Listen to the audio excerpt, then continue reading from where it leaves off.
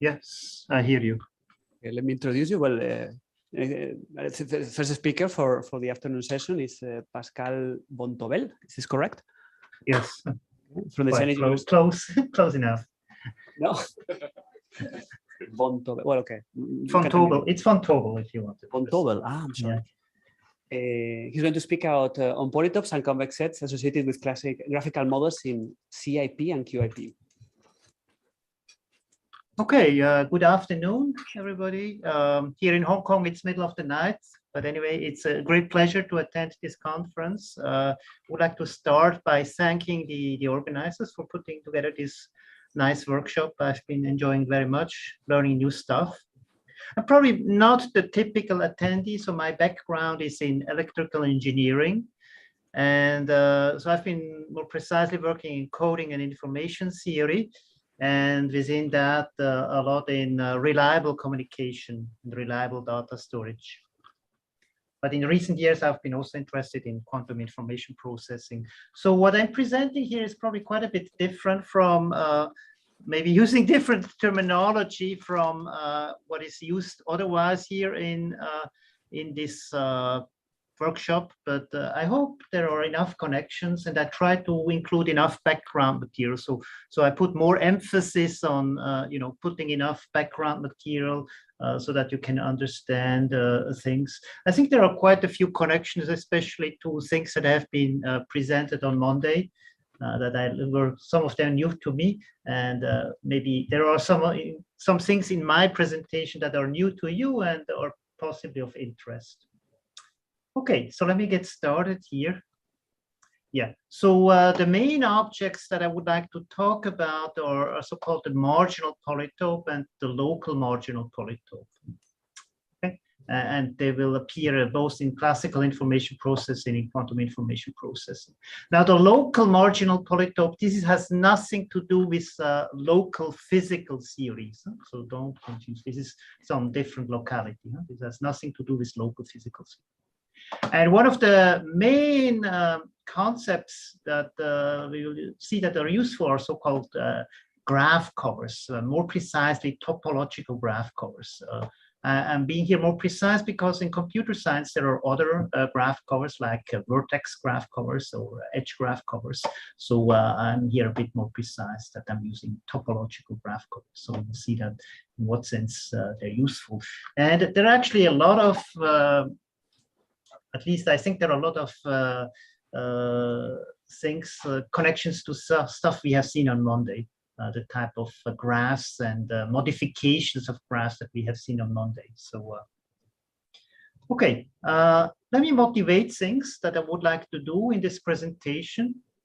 Sorry for the typo here. Yeah, let x1, x2, x3, x4 be some arbitrary finite sets. It can just be, in the simplest case, it can just be that binary set. So that would be the simplest set would be xi is just 0, 1. That would be good enough. Okay, and what we look at is random variables, x1, x2, x3, x4, that take values in this set here. And I'm assuming that I have a joint probability mass function. PMF stands for probability mass function. Okay, so I have here a joint PMF. So what I do here on this slide is undergraduate probability theory, so nothing particularly difficult. So obviously when we have a joint PMF here, we can define marginal PMFs, and here I've just written down some of them. Here we have yeah, if I'm summing over x4, here I have the marginal over x1, x2, x3, right? And if I'm summing over x3, x4, then I get just the marginal over x1, x2. And if I'm summing over x2, x3, x4, I get here the marginal over x1, and so on. You can define many other marginal PMFs. Okay, but of course, these are all PMFs, because this was a PMF. These will all be PMFs. Okay. So this is totally standard undergraduate probability theory. Okay, let me simplify the notation. So this is exactly the same slide as the previous slide, but here you see instead of P of x1, x2, x3, x4, I will just write P1, 2, 3, 4. And here instead of P x1, x2, x3, I will write here, 1, 2, 3, and so on. It's a bit easier. Okay, it's exactly the same, but that's kind of the notation that I will use from now on. Huh? Okay, and yeah, so I define here something that I call the marginal polytope. Yeah, first I actually need some sets here. These are some 1, 2, 3, 4, because I have random variables x1, x2, x3, x4. And here are certain pairs of random variables that I care about. There are some pairs that are not listed here. So this is only a subset of the possible pairs that I'm looking at. Yeah. So what I define here, a marginal polytope, where I'm collecting here these marginals, and they should be induced by some joint PMF. So I'm assuming that in the background, there is some joint PMF over x1, x2, x3, x4, and that these guys induce these PMFs. Huh? Okay. Exactly like I computed them on this slide here. Huh? Okay, so this is one possible marginal polytope. Of course, there are many other marginal polytopes that I could define, but but that's the marginal polytope that I'm defining here for making an example. Okay, now, yeah, obviously, as the name suggests, this is a polytope. One can easily verify this. You know, there are some inequalities, constraints, and some equality constraints. So overall, it will be a polytope. It's bounded set, so it will be a polytope. Okay, no big surprise. Okay, and let me emphasize that these functions, these marginal PMFs that are collected here, they have to satisfy some consistency constraints. For example, if I'm taking P12 and I sum over X2, then I should get P1 X1, right? Or if I take P14 and I sum over X4, well, then I should also get P1 X1, right? And so these are natural consistency constraints that have to be satisfied. Okay, so far everything is totally standard. And yeah, so this was the definition that I had before of the marginal polytope, and I'm introducing what I call here the local marginal polytope. Okay, so on the left-hand side, I have kind of the same thing here, but now the big difference is there is no joint PMF that induces these things. So I'm just requiring that PI is a PMF, PIJ is a PMF, and that these consistency constraints that I had on the previous page, these consistency constraints here, that they are satisfied. Huh? Okay. Yeah, it should be clear that you know, every collection of functions here that appears here will also be here. Huh? You know, because they satisfy the consistency constraint. So every vector here of functions, every collection of functions here will also appear here. Huh? Okay, so this is clear that the marginal polytope is a subset of the local marginal polytope. It should be a curly L. Okay, now, but the big question is, are they the same or is they strict subsets? Huh? Now, interestingly enough, they're strict subsets. Huh? Okay, so that typically happens. You could come up with scenarios where they're the same, but typically what happens is they're different. Huh? So L is strictly larger than M. Huh? Okay.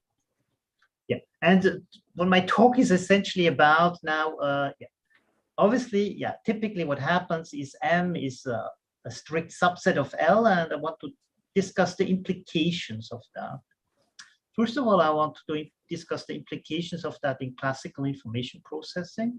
We'll first talk about the sum product algorithm, and which is equivalent to loopy belief propagation, and see how that can be characterized by this local marginal polytope. And then we will see also how this has relevance for quantum information processing, and with that we can understand Bell's game, and with that we get into this, you know, the way we can think of causality, also the quantum setup. Huh? So that will be the connection to the theme of also then the workshop. So yeah, I hope everybody understands here the difference between the marginal polytope and the local marginal polytope. So here the marginal polytope, it has to be induced by some joint PMF, whereas here in general, you know, there might not be a joint PMF, right? So this might be strictly bigger, and this typically happens. Okay, yeah. And that's what I want to discuss here. And I already mentioned graph covers, and we'll see how they're useful towards understanding this local marginal polytope. Pascal, we have a question from Rob Speckens. Yes. Where is the question? Or I will read to you. Maybe I could just speak it. Can you hear me? I'm just curious whether are there examples where they're the same? So if I think of anything non-trivial like 3 bits, it seems there's already a gap. So there are. I mean, not in the way I have defined. I mean, there are, this is just one possible marginal polytope. So there are things, and this is in the, this is a topic in optimization. It's related to a topic in optimization theory where people look at the relaxations, and then people talk of a tight relaxation when there is no difference between the local marginal polytope and the marginal polytope. So the way I have here defined, usually there is a gap, but there are other ways to define the marginal polytope. I don't, I wanted to keep things simple here. So it's a very good question. So there are interesting cases where it is same. Okay, well, if you have time later, it'd be nice to see. Yeah, I can give you a pointer to. Okay, thank you. Thank you for the question. Okay, So now, in order to, my language that I've worked a lot on graphical models, particle factor graphs, so it might be different than that most of you using. I don't know exactly. It's certainly a bit different than directed acyclic graphs, but I hope they're not so different so that you feel comfortable pretty soon. Okay, so the way we represent what we do when we talk of a factor graph, we represent a multivariate function with a graph. And what I do, I draw variable nodes. These are round nodes here. These are variable nodes. So x1 is associated with this here, and here this is associated with x2 and x3. And this is what I call a function node. This should be actually f here. Or, should be f here. Okay. So so this is what this function represents. Huh? So we have variable node, function nodes, and we have edges between variable nodes and function nodes. Okay. Now this is not terribly interesting yet here. It really gets interesting once we know something about the internal structure of and then here it should be G. Okay.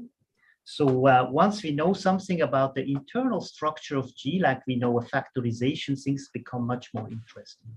And then what I have here, I have variable nodes, x1, x2, x3, and I have function nodes, fa and fb, and I make here the connections according to what is an argument of what. So fa has arguments x1, x2, right? So that's why I have connections like this here, and fb has arguments x2 and x3, and so that's why I make here the connections. Okay, notation-wise or language-wise, I called here the global function, and these are local functions. Again, this has nothing to do with local physical series or anything. It's just different terminology. Okay, and of course you can do even fancier things, right? Here I have a global function of 5 variables. So here are 5 variable nodes then, and here I so happen to have 5 local functions. Then I make here the connections according to what is an argument. So FC has argument x1, x2, x3. So I have here a connection to x1, a connection to x2, and a connection to x3. And of course, I can redraw things so that things look more pleasing. Huh? Should be clear. Does that make sense? So these are what I call factor graphs. And of course, this is related Pascal, sorry, we have a question. Yeah, sorry, it's a very quick question. You always have a product structure for G in terms of the F, or can you imagine something else? Yeah, you can. In general, what I need is a semi-ring. So that's what I need ultimately for doing things. So here I have a product structure, and then what I do do summations. But you can generalize this to any semi-ring. No? So here I have products and summation, but yeah, you can generalize it. Okay. Yeah. In algebraic terms is semi-ring. That's what I need. So what I need is commutativity. Commutativity is very important, and distributivity. But I don't need any inverses or stuff like that. I don't need any additive or multiplicative inverses. Okay. For the whole, yeah. So the formalism that I'm presenting here is very general. So as long as you have a semi-ring, it works.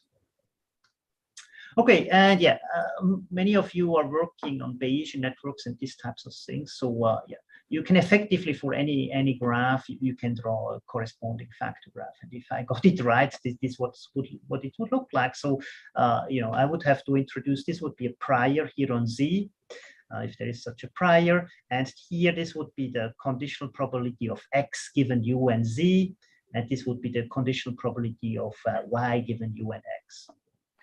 So that's what a factor graph corresponding to. So effectively, yeah, for any Bayesian network or direct cyclic graph, I can draw something like this here. Okay. I hope that makes sense. So my graphs they don't have direct yields. These are undirected graphs. Okay, but the big difference is I have variable nodes and I have function nodes, and I have only connections between variable nodes and function nodes. Just a quick clarification question. Why do you not have 4 functions? Sorry? Why do you only have 3 functions there? Should there be more? You have got 4 variables, like Z, X, U, and Y. So they can be, you know, you can have n, you can have in general n variable nodes and m function nodes, right? I mean, they don't have to be the same amount. Or, I mean, I could have a prior, I guess I could have also a prior here on U. I mean, yeah, I could have a prior on U, I guess. So I could have a prior on U if you want. Does that clarify things? Sorry, can I ask another question? Yeah. Sorry. If you had a connection between U and Z, would you end up with the same factor graph if that immorality disappeared? So here you would have, yeah, then I would have to modify my factor graph, of course, right? Then I don't know, this would be, I would have to modify this correspondingly, right? I don't think there's a kind of one-to-one mapping between factor graphs and Bayesian networks as I.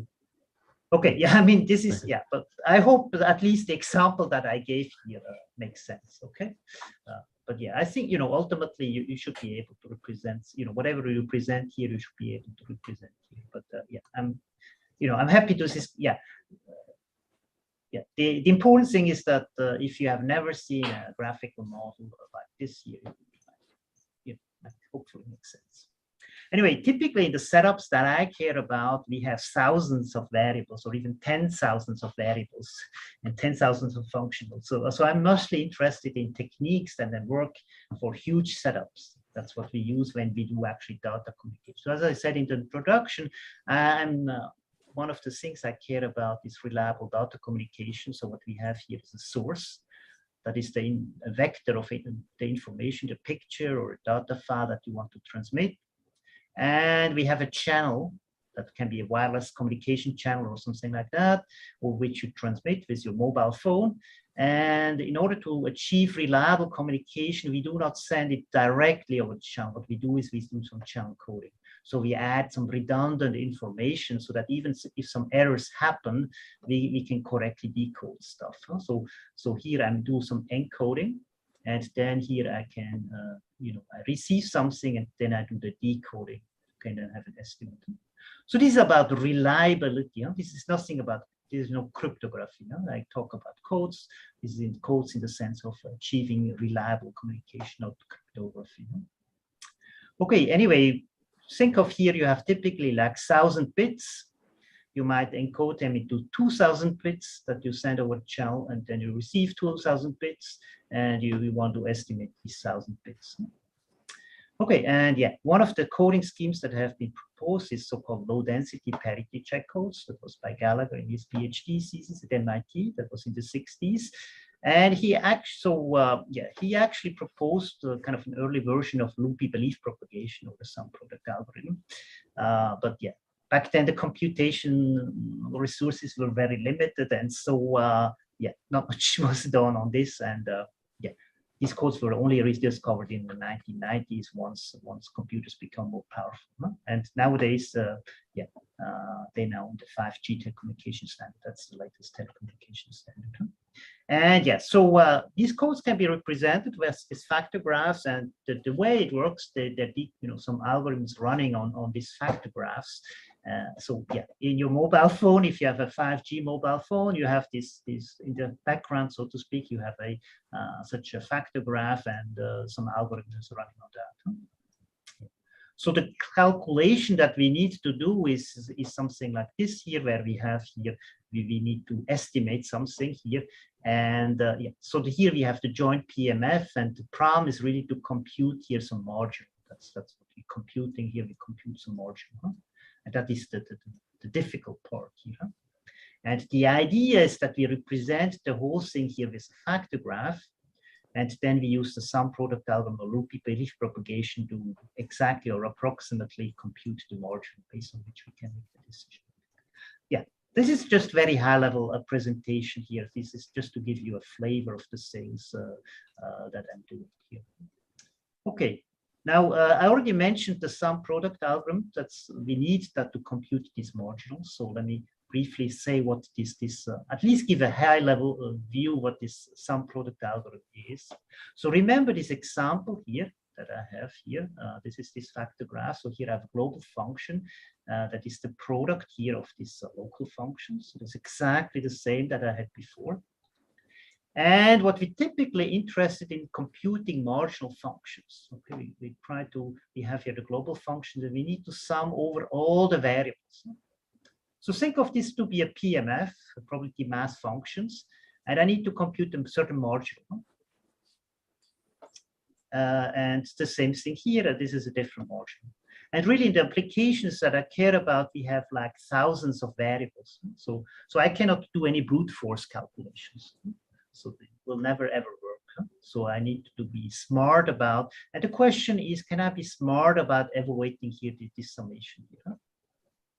That's the question. And that's what the sum product algorithm answers. So I have no time to go through into all the details. The nice thing is when we have a factor graph without cycles, then we have a very nice procedure where we send messages. Messages are nothing else than functions or partial results that are sent here.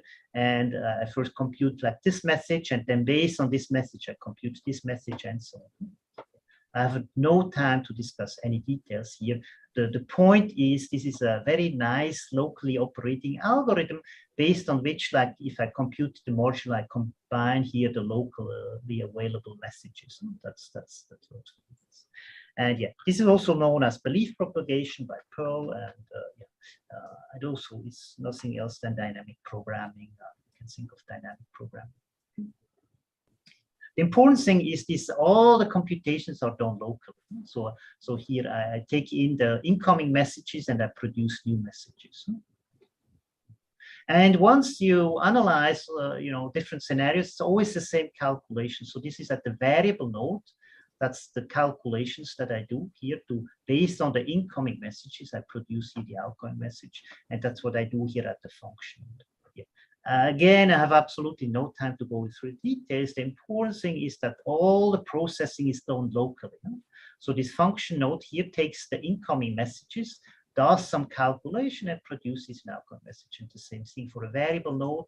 It takes incoming messages and produces an outgoing message. Okay. And one can show that if we have a scenario like this here, where we have no cycles, then we get the correct margins. So this is very efficient and also exact. And this has many important applications in practice, like Kalman filtering can be seen as such a calculation. Okay. And this is what I do here when I do the marginal, is just combining the locally available, the locally incoming messages. Okay. However, when it comes to coding theory, we need to use good codes. Now, I have not told you what a good code is. This is in terms of minimum distance and so on. This is way beyond discussion here. The important thing is there will be cycles. If you want to have a good code, you need cycles in your graph. Okay. So what people do is then they use still the sum product algorithm, despite the fact there is no justification. So the thing is, for the graph that I have here, there is a lot of just, it's perfectly justified. I get the correct marginals at the end of the algorithm. So everything is as it should be. It's efficient. We get the exact marginals. But again, as I said, unfortunately for us, to have a good code, we need factor graphs with cycles. But then what we do is we just apply the algorithm, because it's a local algorithm, right? It just takes the incoming messages and it produces outgoing messages. So what we do here, we have here variable nodes where we take the incoming messages, we produce the outgoing messages, and then we do updates here at the function nodes, and then we iterate here. So here, why this is the up from the channel observations, yeah, and then we update here, and at the end we make an estimate. I have absolutely no time to go much into details, but yeah. So that is what is done. LDPC codes and the 5G telecommunications standard, that's what is done. And the question is, why does it work? That's the big question. Why does it work? There is absolutely no justification. Again, as I said here, the derivation is perfectly fine mathematically here for this one when there is no cycles, but when I have cycles, there is absolutely no justification why the algorithm works as well as it does. And then, can we come up with justification why it works? Okay, yeah. So now I'm coming to these graph covers that I introduced, that I talked about in the introduction. So, and I think there is quite some relation to some stuff we have seen on Monday. So, yeah, that'd be interesting. There's some question. So it would be interesting, maybe afterwards, discussion on that. Okay, what is a graph cover? And more precisely, what is a topological graph cover? So consider here a graph like this here, okay? And, what I'm, yeah. So what is now a double cover? Let me tell you what is a double cover. So here I have a graph with 4 vertices. And here I have what I call then a double cover or twofold cover, okay? And what I do here, I double all the vertices. Okay? So this vertex is doubled here, this vertex is doubled here, and so on, okay? And what do? I also double every edge. So what you see here, this edge here, will become either like an edge like this here, or 2 edges like this here. So let me fix it like this here. And then this edge here becomes 2 edges, either like this here, or like this here. So let me fix it like this here. And for this edge, again, I have 2 possibilities. Again, I'm fixing it like this here. This edge here has this possibility or this possibility. Again, I'm fixing like this here. And finally, this one has also 2 possibilities, either like this here or this here. So there are lots of double covers. Okay, you can actually easily count them. Here, in this case, there are 32 of them, because for every edge, there are 2 possibilities. Now, the important thing is that locally, these graphs look the same. That's why I care about this graph. So if I'm looking here, right, locally, they behave exactly, these 2 copies here, they behave locally exactly the same, the way they're connected to the other part of the graph. Or if I'm looking at this here, looks the same here and here, these 2 copies. That's the idea. That's why I care about these graph covers. Okay, and of course you can also define triple cover. So in a triple cover, what I will do, I will simply triple all the vertices, and for every edge, like here, there will be 3 edges. So for every edge, there will be 3 edges, and there will be here 3 factorial possibilities. And so on. You can go on and on and on. So there will be, yeah. And in general, there will be m-fold covers. And yeah, maybe you already see some connections to what was presented on Monday. Okay, yeah. And yeah, if you have enough time, you can draw all the graph covers. So here, this is the base graph, and then you can draw all the double covers here, and then you can draw here all the triple covers and so on. So there is a whole hierarchy of graph covers. So that's the concept of a graph cover. Now, why are these relevant? Let's look again like a coding setup here. This is again my channel observation. These are my code bits here, and these are the restrictions on to define my code here. And what I do, I run the sum product algorithm for loopy belief propagation. And yeah, So, Pascal, excuse me, you have 10 minutes, huh? sorry? You have 10 minutes. Okay, 10 more minutes, right? Okay, yes. So what happens here is that, yeah, I'll do this sum product algorithm, right? And yeah, as I defined before, and the thing is, it's a local algorithm, right? It takes incoming messages, produces outgoing messages, right? Now, let's look at the triple cover. And let me run, you know, the belief propagation here, right? I can run the belief propagation here in the upper one, right? Or I can write it here. Now, the interesting thing is because of the way I do the calculations, I do exactly the same calculation in a graphical. So that's the interesting thing how that happens, because locally they look exactly the same thing here. What happens is that actually the message that was computed here is computed here 3 times, and the message that is computed here is computed here 3 times, and so in fact, in some sense, I can actually not distinguish if I'm actually decoding, you know, the code described by the above factor graph or the code described by the lower factor graph. So that's kind of that's a way to think about why the sum product algorithm is suboptimal, doesn't work quite as it should be ideal. So it's a way to understand what's actually going on. And the interesting thing, one can make this precise. Okay, so this so far these have been kind of philosophical remarks, but we can actually make this precise. So that's the interesting thing here. Yeah. Yeah. So the thing is, you know, yeah, any locally operating algorithm cannot distinguish if it's actually decoding the original factor graph and any of its covers. There was actually a discussion at the end of a talk on Monday. There was kind of something similar. Somebody presented something there, and it's kind of very, very much related to that, what I'm doing here. Okay, yeah. And so in some sense, I have to study all the covers, all possible covers and all the possible code words. So at first, it seems to be a terrible task.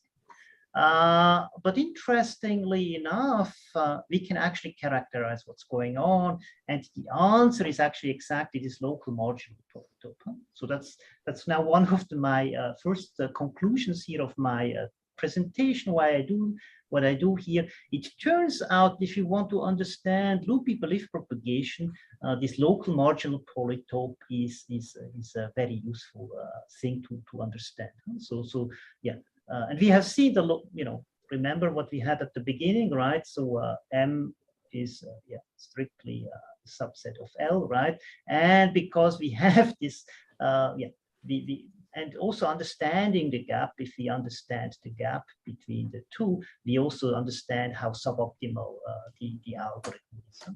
I have absolutely no time to go more into details. I just wanted to, you know, point out these results here that one can, you know, do these status calculations. Okay, here are some references. Let me also point out that there is a person called Angloin. Back in the 1980s, had exactly, philosophically exactly the same observation for a different setup. So they looked at networks of processors. So philosophically, they started exactly the same, but ultimately the conclusions they reach are quite different. So, but anyway, so if you're interested, you can look up that paper from 1980. So philosophically, they do exactly the same, but ultimately the calculations are very, very different. Okay, let me now, in the last minutes, 6-7 minutes, let me talk about, you know, how this local marginal polytope is relevant in quantum information processing. So the thing is, we can also use factor graphs to do quantum information processing. And yeah, here I will use a so-called variant of factor graphs that I call normal factor graphs. So here I have only variable nodes of degree 1. That is the number of you know, edges incident on that variable, or is either 1 or 2. Okay, I can actually, you might think this is a restriction, but actually it turns out there is no loss of generality. So if this is not satisfied, I can reformulate my factor graph so that this is satisfied. Okay, and what I will do, because the way things are, I can just omit the variable nodes. I don't draw them. So I end up with something like this here that I can use in quantum information processing. So again, if in a standard factor graph, I would have here a variable node here and so on. And so on. But I'm omitting them because they're all degree 2. Anyway, one can show that, if you're looking at the standard textbook of Nielsen and Chuang and so on, you can, for any problem that appears there, you can draw a corresponding factor graph. So here is an example where I prepare something in some state that is represented here by a row, which is a density matrix here. And then I have here unitary evolution. So here is U0. This is a unitary matrix. Then here I do a measurement on part of the system. Then here I have a unitary evolution more. And again, I do some measurement, I have some more unitary evolution. This is just some interesting example. What you get here, if you define here all the function nodes properly, the good thing is once you take the global function, so this defines obviously has a global function, right? It's the product of all the local functions here. And now if I sum over all the x variables, I just leave out, you have just the y's that I don't sum over. Yeah, if you do everything properly, you get just here P of y1, y2, which is the probability of observing measurement results y1 and y2. Okay. I have absolutely no time to explain here the details, but the point is I can define such graphical models to do quantum information processing, and I get then the quantities of interest by computing suitable margins. Okay. And here's the reformation. Anyway, so yeah, so let's look at the global function of such a normal factor graph. I call this a quantum mass function. This is a strict generalization of a probability mass function. It's more general, and yeah, it's very similar to a PMF, but it's a bit different. Huh? So in a PMF, we would also have in a probability mass function, we would also get 1, right? If we sum over everything, right? So we would have that. But here what we have, this is a complex value. Huh?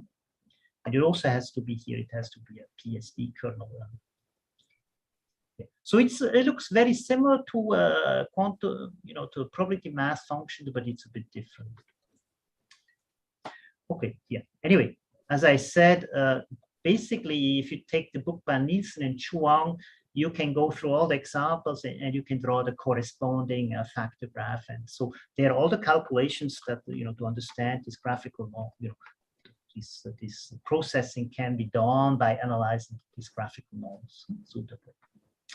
Okay, now what I want to do is the following. You see here the interpretation, actually, let me actually go back here to this graph. Here, the x's, I can think of these to be kind of quantum variables, and the y's here are kind of they're kind of classical variables. So x is my they characterize kind of my quantum system, whereas the y are kind of measurement results. Huh? And so in some sense, this is like a Copenhagen setup, right? I have some quantum stuff and I have some classical stuff, right? And there is some relationship between them. Huh? That's what's written here, right? So we have on one hand, we have kind of quantum variables and we have classical variables, okay? Yeah, so the question is, can I somehow get rid of the classical variables? Ideally, the way, at least I think, the world is that it's really a quantum, the physics, the world that we live in is really a quantum system. And somehow, the classical variable emerges. Huh? And this is actually possible. So we can actually get rid of this y, and then we can study just functions qx and x prime. And we call them the simple quantum mass function. And they have to satisfy these properties. So let me actually point out, this is actually very, very tightly related to something called decoherence function. So philosophically, the way we started is quite a bit different, but ultimately mathematics is very, very tightly related to what is known as decoherence function. And there is here by Gell-Mann, which is a physics Nobel laureate. And also it's related to consistent quantum theory, what I'm doing here. Okay, the point is you can now study these QMFs, and you can study these marginals, and then again this marginal polytope and this local marginal polytope play a role. So let me, that's now in the last few minutes of my presentation, let me give you an examples how this local marginal polytope arise, and you know, what is then the relevance. I'm afraid you have to start closing, eh? Yeah, I'll just wrap up. So what I have here is a quantum mechanical setup here.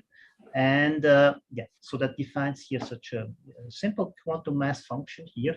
And yeah, the point is here, in general, when I can represent all the entries of these functional values by some matrix. Now, in general, this will not be a diagonal matrix.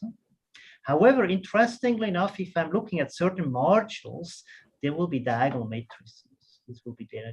And then in that sense, if I have a diagonal, I call this classical variables. So they're jointly classical x1 and x2, and here x1, x3, and x2, x3. So the interest, that's the point here. Interestingly enough, what can happen is that we have here you know, a setup where overall x1, x2, x3, they're not jointly classical, but the marginals, if I just look at x1, x2, they're classical. If I'm x1, x3, they're classical, and x2, x3, they're classical. So it's kind of something similar happening to kind of this, you know, the local marginal polytope type of thing, right? Where we have kind of marginals that are, you know, by themselves consistent, but there is no, you know, joint PMF of everything. Okay, yeah, I have no time to go all the details here. The point is, you can then analyze here, you know, Bell's game in that setup. Yeah, we have here some marginals that arise the characters game, and the key point is there is no joint PMF of the whole thing.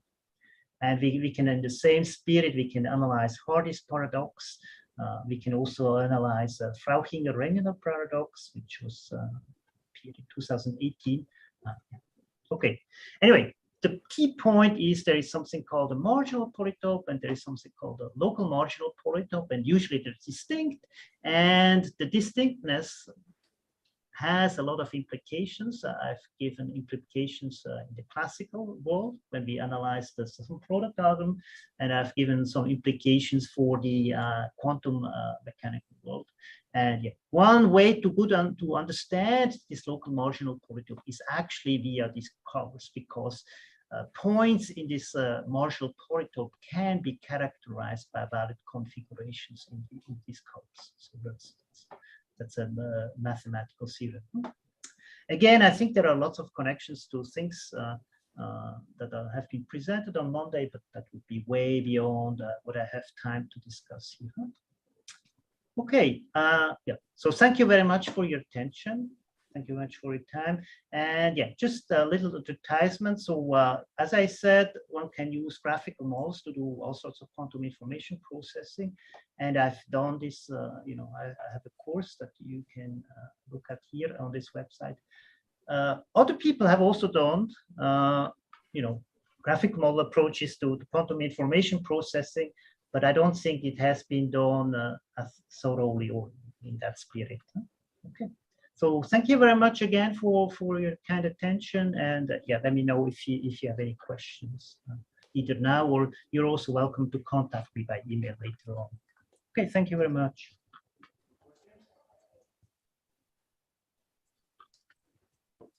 One question?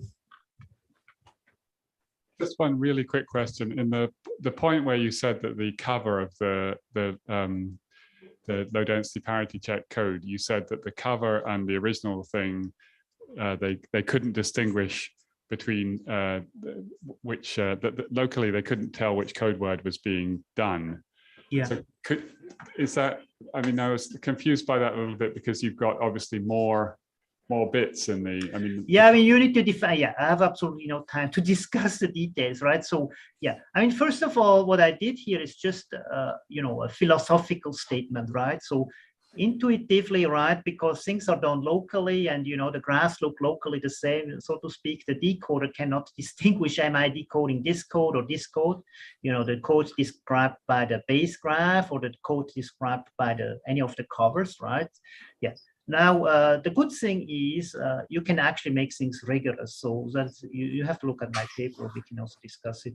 But yeah, so what I've presented here is just the philosophical background, but the good thing is you can actually make things mathematically rigorous, that you define them suitably. I mean, yeah, what you do is you look at the, you know, if you have a code word in a cover, you will have to project it down, some suitable projection operator, so that it makes sense. So yeah, it's way beyond what I can discuss here.